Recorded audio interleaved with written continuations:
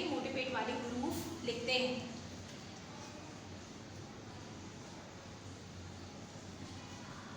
Gym, जे,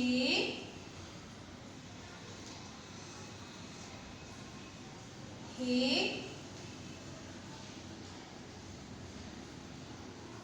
खे, scene, शीन, स्वाद,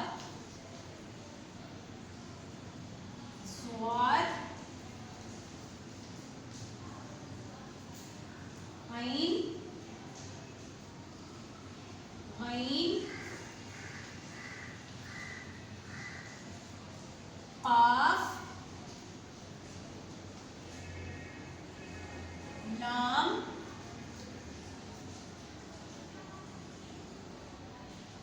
नून। प्यारे बच्चों, आपको नजर आ रहा होगा जैसे कि ये सब मोटे पेट वाले हरूफ हैं। इनके आपने पेट देखे कि सब मोटे हैं, है ना? है ना? जीम, जे, हे, खे, सीन, शीन, स्वाद, ज़्वाद, ऐन, गैन, काफ, लाम, नून। अब मैं आपको इनकी आवाज से बताऊंगी कि इनके किस आवाज से होते हैं। जीम की आवाज ज, जे की आवाज च, हे की आवाज ह, खे की आवाज ख, सीन की आवाज स, शीन की आवाज